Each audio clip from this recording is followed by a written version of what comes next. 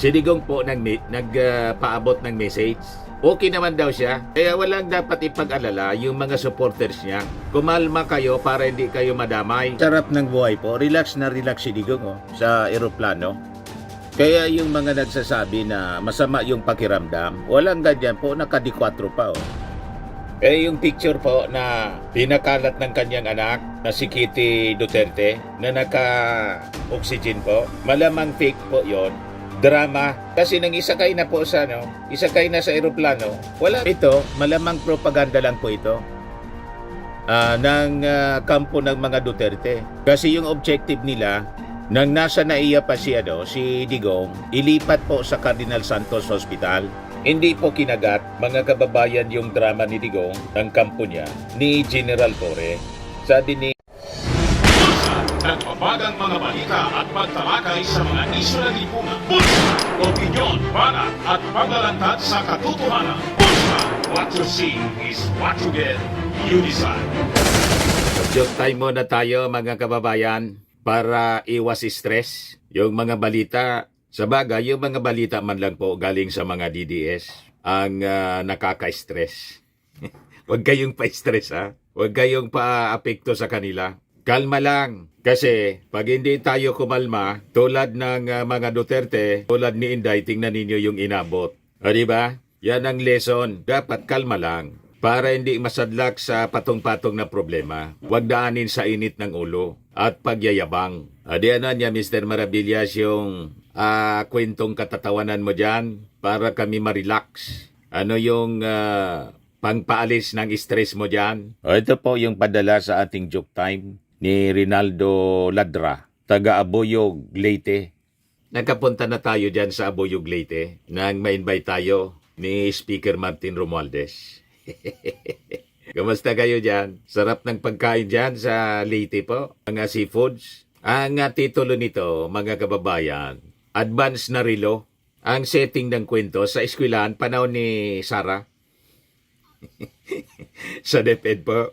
Sabi ng teacher, Juan, bakit ka anya daging late? Lagi kasing dumarating late sa klase. Si Juan. Sabi ni Juan, Ma'am, late kasi po itong relo ko.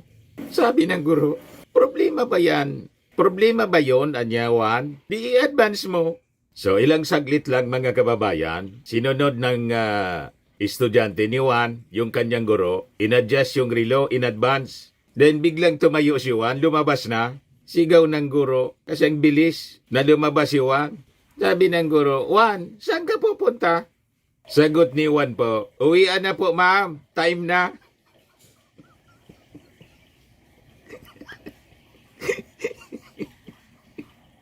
Nasobrahan po yung pag-adjust ni Juan. Time na agad. Kapapasok lang, time na. Uwian na po. Talaga itong si Juan. Parang si Sarah po, ang mag-attend ng investigation ng Congress. Hindi tinatapos yung hearing. Uwi agad.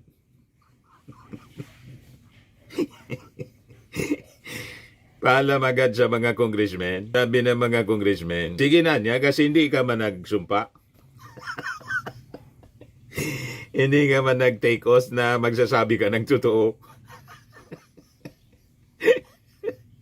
Siguro natingala yung pag-ugali ni Sara Duterte ni Juan. Anyway, matik na po. Joke man lang.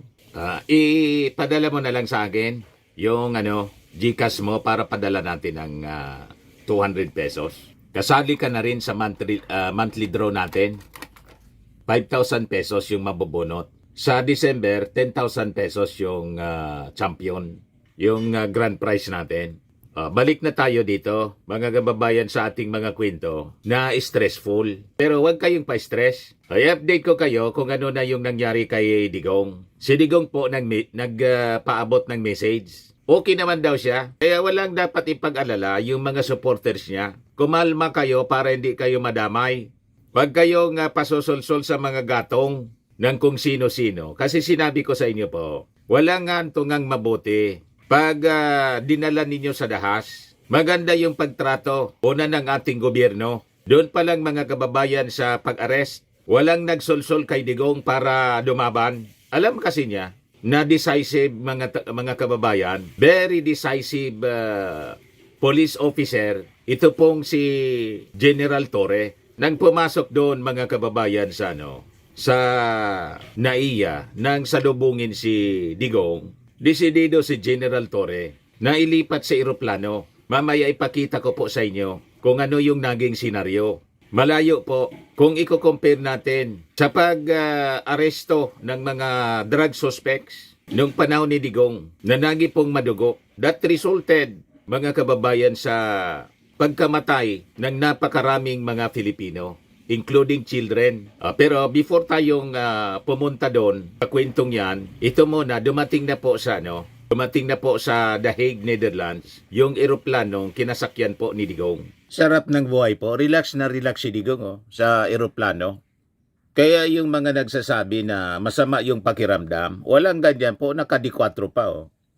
Yung picture po na pinakalat ng kanyang anak na si Kitty Duterte na naka-oxygen po, malamang fake po yon, drama. Kasi nang isakay na po isakay na sa eroplano, wala na pong oxygen.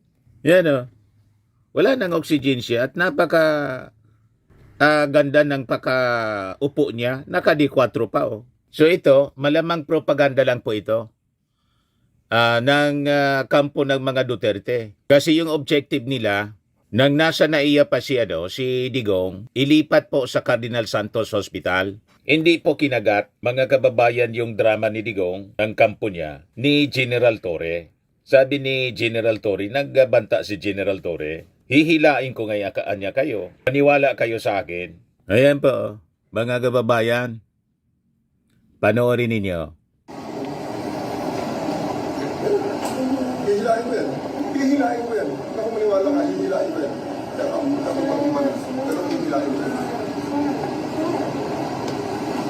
Decisive po si General Torre. Yan maganda sa kanya, pero hindi siya violente. Kung masusunod ito ngayon, ilupaman niya lang ako. Gusto niya ang kausapin para lang sino? Ginagawa lang niya yung kanyang trabaho. Sir. Diretso rin niyo ako sa aeroplano? Your lawyers are witnesses. You can always file them. You have to kill me. Your lawyers are your witnesses. You have to kill me to bring me to ring. Is that our intention, sir? Kinaladkad na yung kasama ni Digong.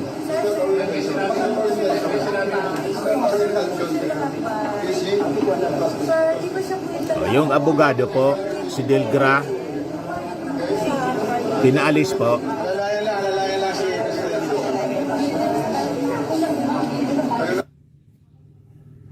Tapos si Mijaldea, pinusasan po for obstruction of justice po, sabi ni General Torre.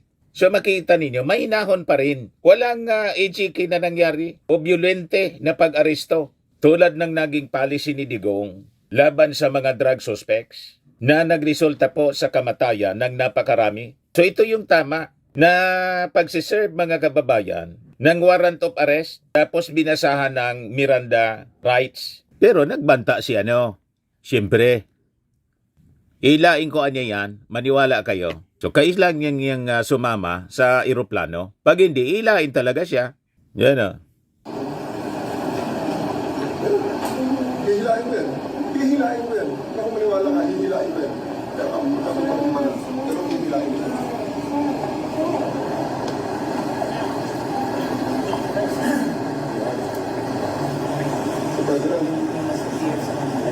Kung masusunod ito ngayon, ilupaman niya lang ako. Mahinanon pa rin siya. Sino? Tawag niya Mr. President. Mas mataas sa akin ako ng commander dito. Sir. Diretso rin niyo ako sa aeroplano? Okay, sir. Your lawyers are witnesses. You can always file them. You have to kill me. Yung mga abogado mo your lawyers are witnesses. Is that our intention, sir?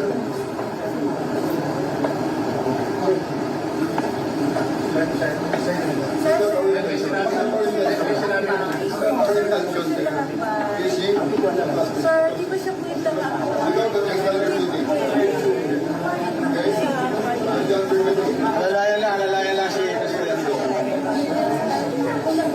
Alalayan niya si Presidente. So nandun mga kababayan ang pagrespeto. Una, sa dating Pangulong Digong, tinatawag pa niya Mr. President. Alalayan niya yung Presidente. Pero under order, mga kababayan si Torre, General Torre, to execute the order. Lawful order mga kababayan. Yung warrant of arrest. So nakita ninyo, walang violence. Walang ginamit na excessive force. Tama lang po para ma-serve ng maayos at maiharap sa hustisya itong si Digong. O ito po, mga kababayan, yung mga nakuhang video. Bitawan mo ako. Ayaw mo. Ayaw, sir. Bitawan mo na ako. Artist ako. Si Mijal Dea. You have the right to remain silent. Everything you say can and will be used against you in the court of law. You have the right for an attorney. If you cannot afford an attorney will be according to you. Do you understand this, right? You are under arrest for obstruction of justice. 829, sir. Let's go. Sige. Pusas, please. Pusas. Ay, paliwanag ko sa inyo. Nang pumasok si General Torre, humarang itong si Secretary Mijal Dea. Abogado dun nito po, Executive Secretary dati ni Digong. Humarang para i-prevent yung pag-arrest kay dating Pangulong Digong. Hinahawakan ni Mijal Dea si Torre. Kaya sabi ni General Torre, bitawan mo niya ako. So ginagawa natin ito para hindi magamit po sa propaganda ng mga DDS. Sisigi po nilang pakalat ng kung ano-anong fake news para gatungan po ang damdamin ng mga tao. Huwag kayong pagagatong pabibiktima sa fake news. Tulad ng nangyari po noong panahon ng dating Pangulong Marcos Sr. Yung EDSA People Power, yun ang napagpalaganap ng fake news ng mga anti-Marcos forces. Kaya sila nagtagumpay. Fake news po yung EDSA 1. Nakita ninyo yung mga kaso na final laban kay Marcos Sr. at Marcos family na pagnanakaw. Lahat po, mga kababayan, nabasura ng korte after 30 years. You see? Dahil hindi po napatunayan. Pero ano pa man, napatalsik na yung dating Pangulong Marcos Sr. Gusto nilang ulitin ngayon, kaya sige pakalat po nila, mga kababayan ng fake news. Huwag kayong pabibiktima po sa pagpapakalat nila ng fake news. Ganito po, ulitin ko sa inyo. Yes, sir. Bitawan mo na ako. Artist ako. Bitawan mo ako. You have the right to remain silent. Everything you say can and will be used against you in the court of law. You have the right for an attorney. If you cannot afford an attorney will be according to you. Do you understand this, right? You are under arrest for obstruction of justice. 829, sir. Obstruction of justice. Pusas, please. Pusas. Posasan niya, pinusasan si Mijal Dea.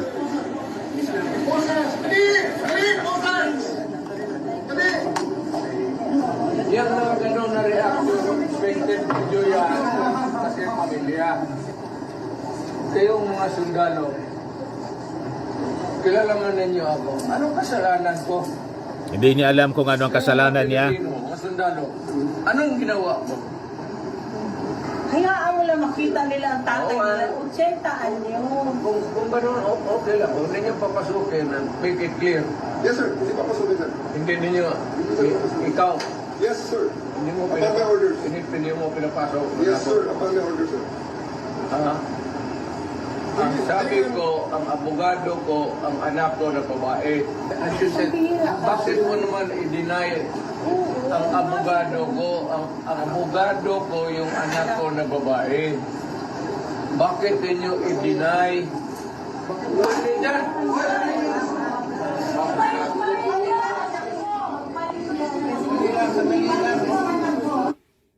So nagdadailan mga kababayan si Digong. Gusto niyang papasokin si Sara, nasa labas si Sara ng Villamor Air Base dito sa bidyong ito. Kasi siya daw yung abogado. Isa din ni Digong, ako niya mag-abogado sa sarili ko. At nandun na yung isa pang abogado niya, si Atty. Delgra. Yung executive secretary niya, abogado din, si Mijal Dea. So gustong i-delay sana ni Digong yung pag-arrest sa kanya. At pag sakay sa eroplano, hindi nangyari yung kanyang plano kasi siguro, ito analysis ko na po mga kababayan, ang plano nila magpatawag ng people power na. Sige po yung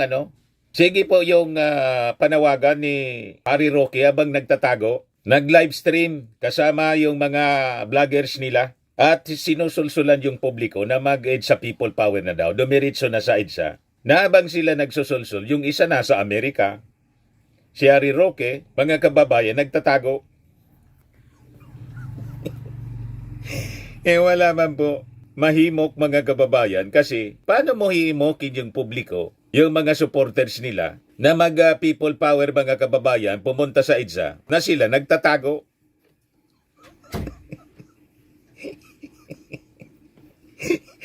O di ba, mga kababayan? O ngayon, finally, dumating na po sa the Netherlands yung eroplano ni Digong. Yung eroplano na sinakyan ni Digong. O, ito yung latest mga kababayan na picture. Sabi dito sa report ng ABS-CBN, pinasilip ng source ng ABS-CBN News ang mga unang larawan at video ng paglapag ng eroplano at pagdating ni dating Pangulong Rodrigo Duterte sa The Netherlands. Ayan po, mga kababayan. Ngayon, nagpalabas ng mensahe si Digong, courtesy Rodi Duterte Facebook. Duterte says he is leaving things up to his destiny. Madaling sabi, si Digong, mga kababayan, is now resigned to his fate, to his destiny. So, pinapaubayan niya sa kanyang kapalaran ang lahat. Wala nang resistance sa kanya, mga kababayan. So, nasa stage na si Digong, mga kababayan, ng acceptance o na denial. Yung kanina, yun ang attempt niya, denial. Ano yung kasalanan ko? But this time, acceptance, mga kababayan, yung mga stages sa psychology. Wala na siyang magawa. So, let the destiny determine his fate, mga kababayan. Yun ang ibig sabihin nito. So, ito yung mensahe niya 8 hours ago, mga kababayan. Gumawa pala ng Facebook account si Digong. Yan Bring PRRD home. Yang profile, mga kababayan. Ginawa ng kanyang mga supporters. Siyempre. Tapos si Sara, gano'n na rin yung profile pic niya. Bring PRRD home. O, ito, mga kababayan, yung kanyang mensahe. To my countrymen, just to give you the current situation, I am about to land sa Hague. Galing ako Dubai, stop over for it's a long haul, it's a long flight. Okay ako. Doon ang touring. And I think this is something to do with the law and order noon. At sinasabi ko naman sa mga polis at military na trabaho kayo at ako ang managot. So ito na nga. For all of the whatever happened in the past, ako na yung nag-front sa ating law enforcement pati military. Sinabi ko na I will protect you and ako ang managot sa lahat. This will be a long legal proceedings. But I say to you, I will continue to serve my country and so be it. Kung ganun na destiny ko. Salamat. So okay siya, sabi ni Digong. So wala kayong dapat ipag-alala na mga supporters ni Digong kasi trinatong maayos, ligtas, malakas, hindi nagutom, pinakain po ng maayos. Chinek yung kanyang kalagayan, may kasamang pulis na nurse at may doktor. Office choice, nandyan yung kanyang abogado, nandyan yung kanyang dating executive secretary, si Mijaldea. Ano yung dapat ipag-alala ninyo? Mismong galing na sa bibig ni Digong. Huwag kayong mag-alala, sabi niya. At bahala na yung destiny ang magdetermine ng kanyang future. At sabi niya, this is a long legal battle. So alam niya kasi na-experience mga kababayan ni Laila de Lima. It took 7 years, almost 7 years before na nakamit ni de Lima yung hustisya. Nagawa-gawa man lang pala yung kaso, nakulong si Laila de Lima, gawa-gawa man lang pala yung kaso na final laban sa kanya ni Digong, ng gobyerno ni Digong. So parehas ang mangyayari. At ang estimate mga kababayan ni Attorney Conti, mga 8 years daw po. Ganyan. So kung si Digong, tulad ni Laila de Lima, walang kasalanan, after 8 years, acquittal ang magiging judgment ng ICC. Pero kung halimbawa, mapatunayan siyang nagkasala na walang kaduda-duda, 30 years to lifetime ang penalty. Ibig sabihin, makukulong siya for lifetime, at least buhay siya, mga kababayan. As compared doon sa mga nangamatay during the war on drugs kasama yung mga bata. So mapalad si Digong kasi may due process sa kanya. Yung mga na-AJK, mga kababayan, walang due process na nangyari doon. Sentensyado kaagad ng death penalty without court hearing. Yan po yung mga bata. 3 years old na batang si Maika Olpina itinuring na pinakabatang biktima ng war on drugs ni Pangulong Duterte. The victims of AJK deserve justice and accountability. Yan ba?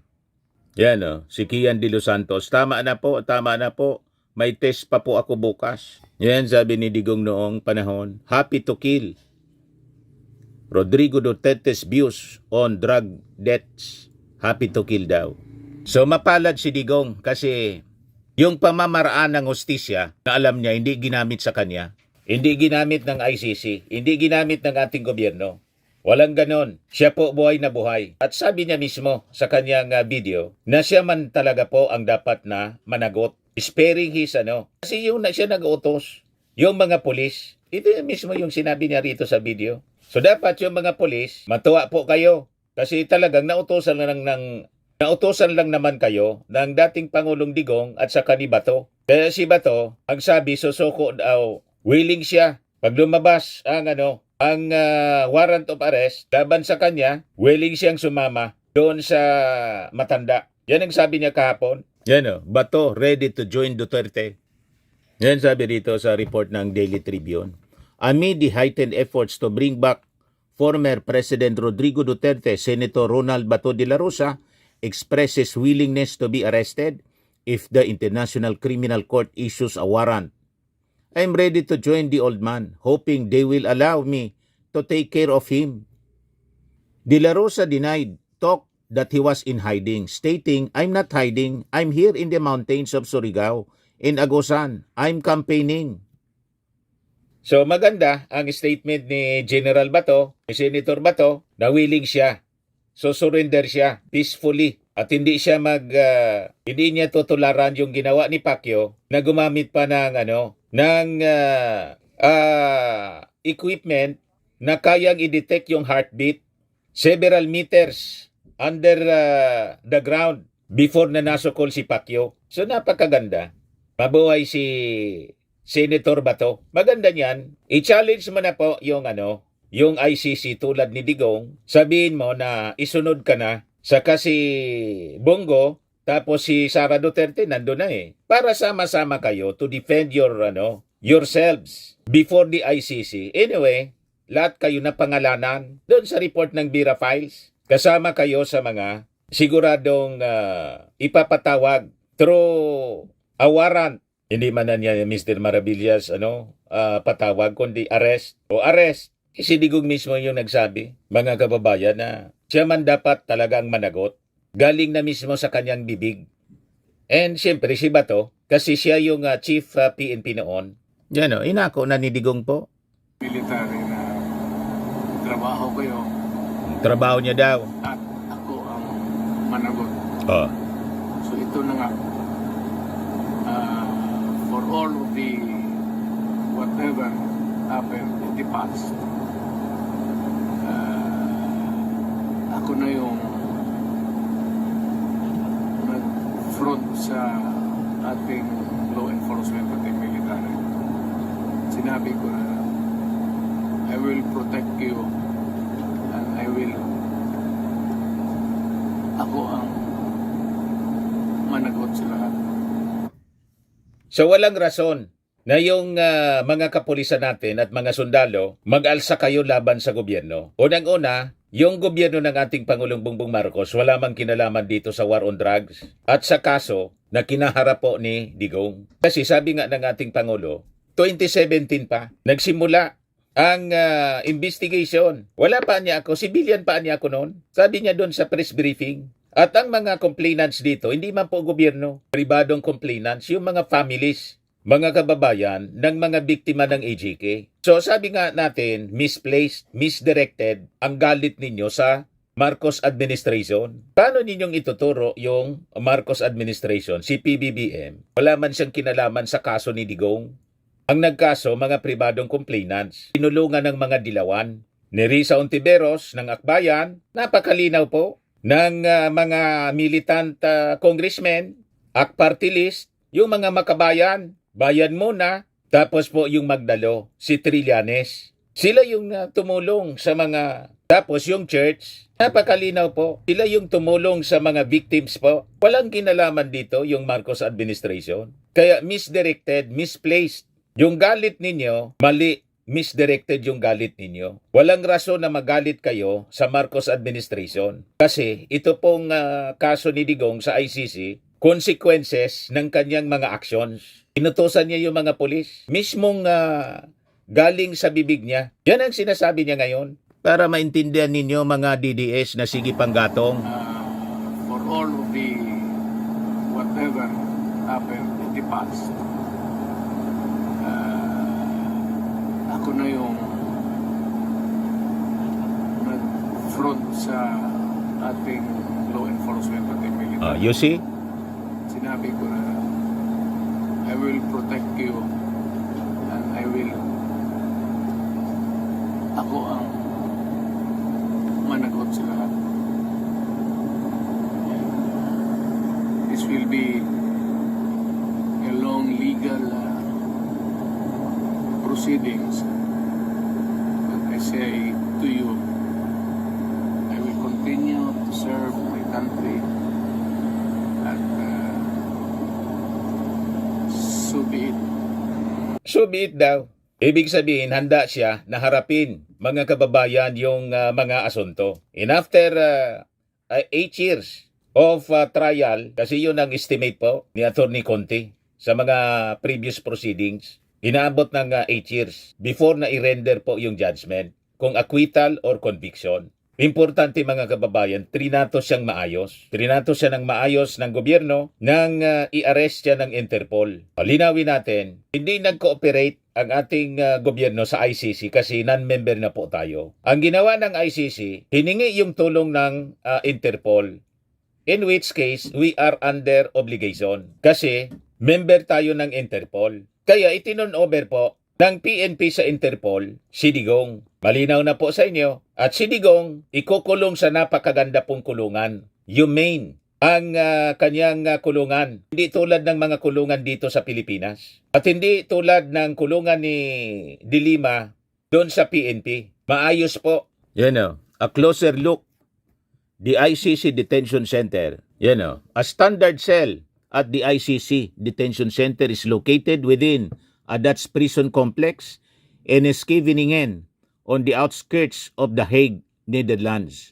According to the ICC, it functions to hold a safe, secure, and humane custody those persons detained under the authority of the International Court. Former President Rodrigo Duterte was arrested on Tuesday, March 11, for crimes against humanity allegedly committed during his administration's bloody war on drugs. However, as of press time, it remains unclear whether he will be immediately brought to The Hague. Dinala na nga po ang pinakang latest ngayon. Ano yung mga amenities po? Yan, parang hotel. Access to fresh air, recreational activities, and sports. So hindi siya po mabobor doon kasi May recreational facilities po. Pwede siyang mag-relax-relax. Parang nasa pagbakasyon man lang po siya. Kaya lang unplanned na pagbakasyon. Sabi ng mga nagjo-joke sa social media, talagaan niya yung hindi nakaplanong travel at pagbakasyon, yun ang natutuloy. Pag mga plinano, hindi natutuloy madalas. Yun ang mga joke, mga kababayan ngayon kumakalat sa social media. So, maganda po ang facilities. Access to library, books, news, and television.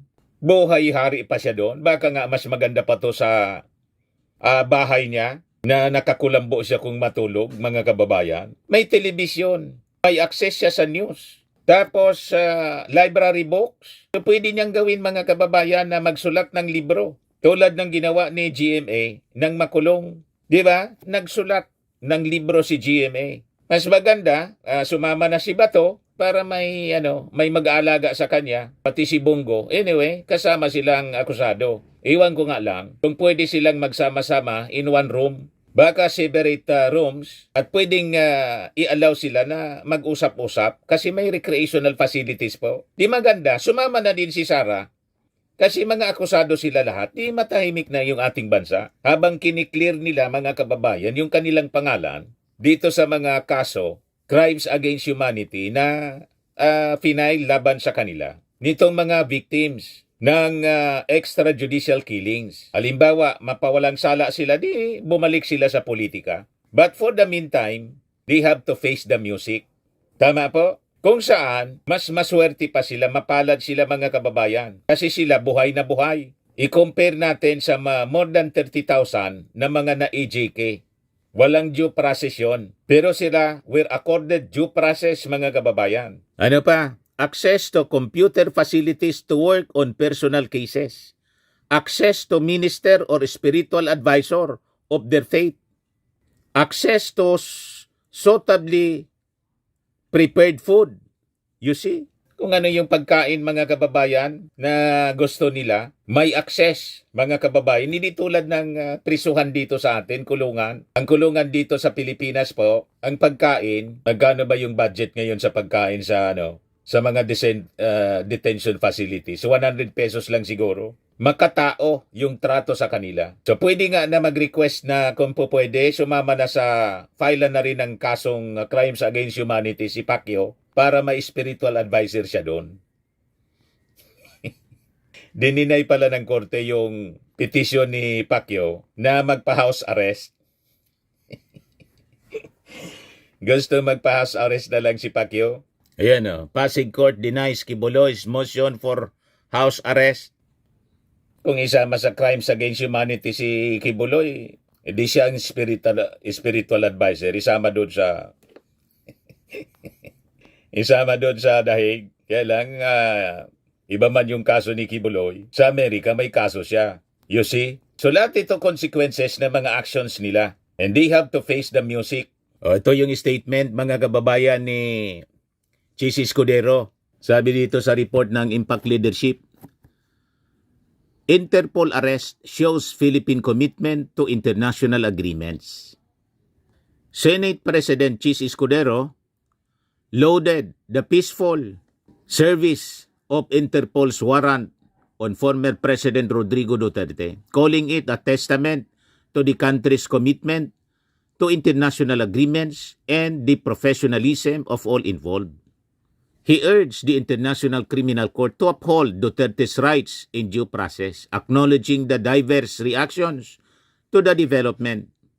Escudero called on Filipinos to approach the issue with restraint and urged candidates not to exploit it for political gain, emphasizing the need for unity in upholding justice and accountability. Yan sabi ni Chis Escudero, tama ito. Debate and disagreement niya are natural in a democracy. But as we move forward, I urge our kababayan to approach this moment with the restraint and respect displayed yesterday by the protagonists from both sides.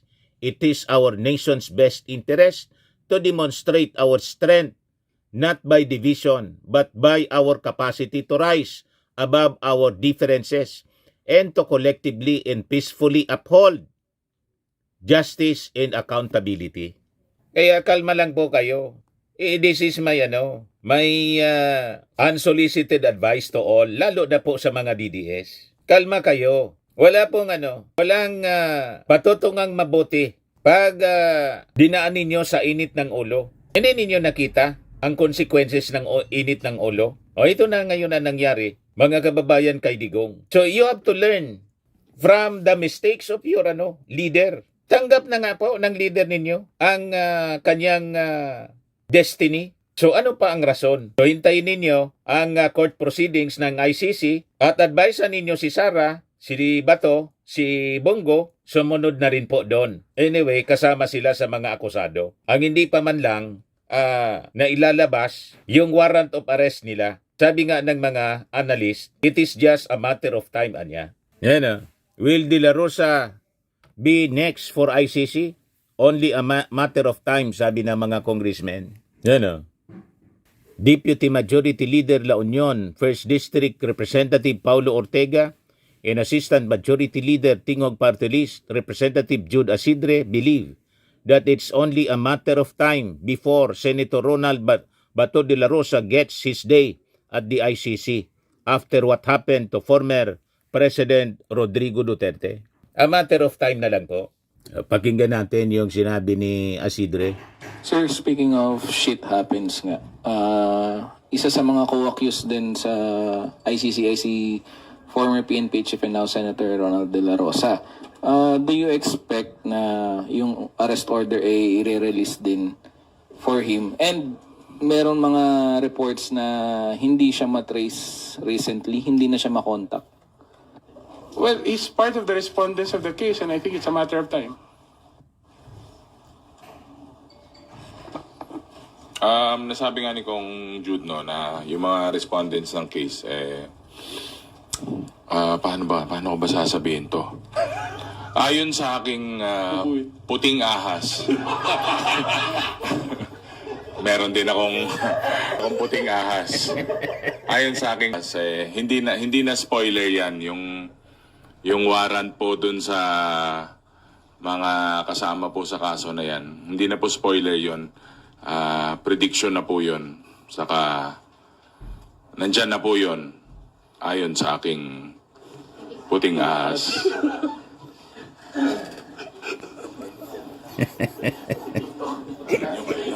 Kuya, ay, sige sir. Sige po sir. Well, for me, let justice take its course. So, let's wait and see. Kita ninyo na yung puting ahas ni Marlica. Backfire lahat, mga kababayan. Kaya sinasabi natin, be humble. He who humbles himself shall be exalted, and he who exalts himself shall be humbled. Wala pong kantungang mabuti ang kayabangan. Yan ang malinaw na sinasabi sa Bible, James 4:6 reminds us, God opposes the proud, but shows favor to the humble. Pride can blind us to our own faults, make us resistant to correction, and create a false sense of self-sufficiency. It often leads to other sins such as envy, anger, and dishonesty as we strive to maintain an image of superiority. Yan ang nangyari po kay Digong. Yan ang nangyari kay Sara. Yan ang nangyari kay Bato. Yan ang nangyari kay Bongo. Be humble, nakita ninyo si Bongo, si Sara, at si Digong nang gusto niyang pumasok doon sa Villamor Air Base na dati, mga kababayan, pag sila ay maglakad, nag-uunahan yung mga security para i-lead sila sa kanilang pupuntahan. Ngayon po, baliktad na. Yung mga polis, binar sila na makapasok. Si Digong, mga kababayan, at yung mga kasama, pinagsabihan ni General Torre, ako niya yung commander dito. Maniwala niya kayo, hihilain ko yan. You see, he who humbles himself shall be exalted, and he who exalts himself shall be humbled. O ito makatulong pa sa inyo. What does the Bible say about pride? We all struggle with pride in life. Sadly, many of us do not realize the potential that waits for us if we just let go out our pride and move forward in God's plan. In fact, the Bible goes so far as to warn us that God hates the sin of pride and will discipline the proud people. Ano sabi sa Proverbs 8:13? To fear the Lord is to hate evil. I hate pride and arrogance, evil behavior, and perverse speech. Pride leads to a downfall as highlighted in Proverbs 16:18. Pride goes before destruction, a haughty spirit before a fall. So sabi rito, let us not see ourselves as wise in our own eyes, but let us become humble and willing to learn from God and others. Naintindihan na ninyo, mga supporters ni Digong, ni Sara. Pag hindi ninyo ito naintindihan, yun din ang inyo pong pupuntahan. So, you learn. You have to learn from the lessons na kinasadlakan ngayon po ng inyong leader na si Digong. Ng inyong leader na si Sara na na-impeach po. At malamang sa malamang, mga kababayan, makonvict sa impeachment trial. Sabi natin, mga kababayan, wala mang ibang dapat sisihin dito kundi sila mismo. Si Digong mismo, si Sara mismo, si Bato mismo, si Bongo mismo. Kasi wala man lang sa kanila ang sumaway kay Digong. Pinagsabihan man lang yung mga advisors niya, Mr. President, hinay-hinay po. Hindi natin sarili ang mundo. Mr. President, wag po. Huwag masyadong mayabang, Mr. President. Yung spiritual advisor niya, isa rin pong mayabang, si Pacquiao. Nauna nang nakulong, you see? Kasi hindi po magkakamali ang salita ng Diyos, maniwala kayo. Kaya panahon na to repent. And maybe ito yung direksyon, yung destiny ni Digong. Matapos niya, mga kababayan, na sabihing estupido yung Diyos, pinagmumurayan ng Diyos. Sabi sa Word of God po, God is not mocked. So panahon na, mga kababayan, ito yung panahon niya na magnilay-nilay sa loob ng kulungan para ma-realize niya mali yung kanyang mga ginawa. Pero pasalamat pa rin siya kasi siya ay buhay, may pagkakataon pa siya, mga kababayan, na magbago. Pero yung mga namatay po, hindi na nagkaroon ng chance. Yung nabiktima ng AGK, wala ng second chance yon. Pero si Digong and Company, may second chance pa sila. You see? Baka nga sabi ko nga kahapon sa aking video, baka nga dito siya maligtas yung kanyang kaluluwa. Who knows, mga kababayan, God works mysteriously. Baka may makashare sa kanya ng gospel of salvation sa loob mismo ng kulungan. At doon, mga kababayan, makakawala siya sa pagkakulong sa kasalanan. Kasi sinasabi ni Digong hanggang ngayon, sabi niya, ano ang kasalanan ko? Isabi sa Word of God, for all have sinned and fall short of the glory of God. You see, lahat po tayo na tao sa ibabaw ng mundo, makasalanan. Pero si Digong, hindi niya alam na makasalanan siya. So somebody na totoong nagmamahal sa mga Duterte must share the Word of God, the gospel of salvation. Tama po, mga kababayan? Kung mahal ninyo po si Digong, pagsabihan ninyo. Mahal ninyo si Sara, pagsabihan ninyo. Advisean ninyo ng tama, hindi yung solsulan ninyo ng solsulan. O tingnan ninyo, di ba napahamak si Sara? Biglang na-impeach. Bakit? Wala man lang nag-advise sa kanya. Kontrolin ang kanyang emosyon. Tigilan ang pagmumura. Kaya kayo na mahilig magmura na mga supporters ni Digong, stop it. Si Kitty Duterte po, tuwang-tuwa pa yung mga supporters ni Digong. Pinagmumura po si General Torre. You see? Walang pagrespeto sa ating mga authorities. Hindi na nagre-recite ng Panatang Makabayan. Ano sabi sa Panatang Makabayan?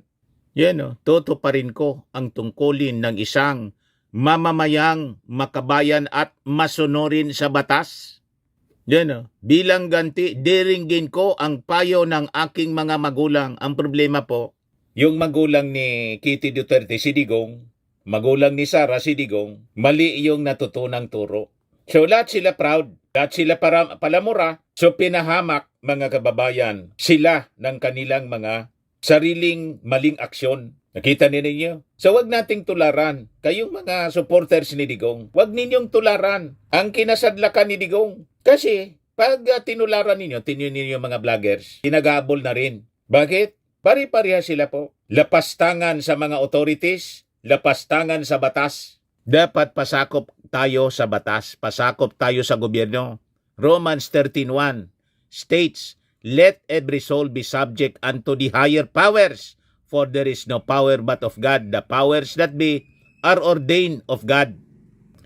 Whosoever therefore resisteth the power, resisteth the ordinance of God, and they that resist shall receive to themselves damnation. Napakalinaw po. Magrespeto po tayo sa batas.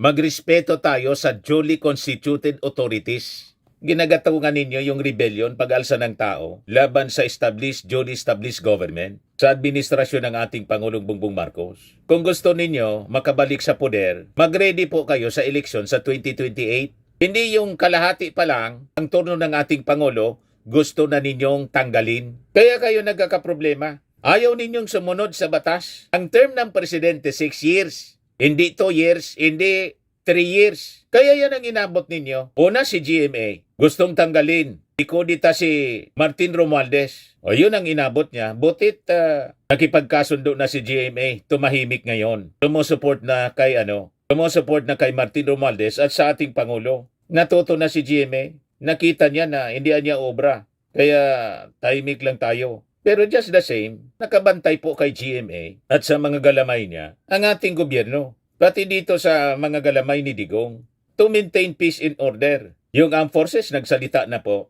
At yung gatong ninyo, hindi yan po mangyayari. Bakit? Sa people power po, ang mga elementos na dapat presente, dapat suportado kayo ng armed forces, ng PNP, ng mainstream religion, yung Catholic religion. Yung Catholic religion po, kinukundi na si Digong dahil po sa EJK. Then back up ng Amerika. Ang backup ng Amerika po, yung ating Pangulong Bongbong. Kaya malabo po yung inyong pangarap to topple the Marcos administration. Ang gawin ninyo, kumalma kayo at mag-ready na lang po kayo sa eleksyon. Ipanalo ninyo, kung kaya ninyong ipanalo, yung mga PDP laban candidates ninyo, midterm election. Then, pagandaan ninyo yung 2028 election. Hindi yung gusto ninyong tulad ng ginawa ni Sara na inappoint na yung sarili niya as designated survivor at gusto nang i-take over yung Palasyo Malacanang. Yan ang mali ninyo eh.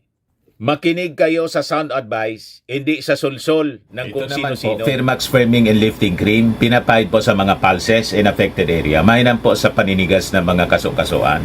Ito naman po, Automax Radiant Serum. Sa mukha naman yung application, anti-aging po siya. You will look 10 years younger than your age. Sa mga cancer patients naman po, baka lang gusto ninyo itong itry. Neng siya Red Mix Fruit Drink. Hindi mo po siya gamot, food supplement siya. Kaya lang, gawa siya mga kababayan sa goji berry. Yung goji berry, may anti-cancer properties. O ngayon, yung mga inquiries ninyo, dumiritso na lang kayo sa aming messenger sa Facebook para masagot namin agad. Ayos pa? Ayos na ayos niya, Mr. Maravilla. At sa mga nagana po ng malinis and spacious fitness gym, pumunta lang po kayo sa aming Colossal Fitness Gym. May Grab ka rental din po kami.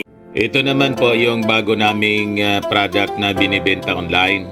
Eye Glow Serum, whitening po siya. Tingnan ninyo yung epekto sa aking anak na architect before and now. Yung mga inquiries po ninyo, dumiretso na lang kayo sa kanyang Facebook account, Riz Maravillas.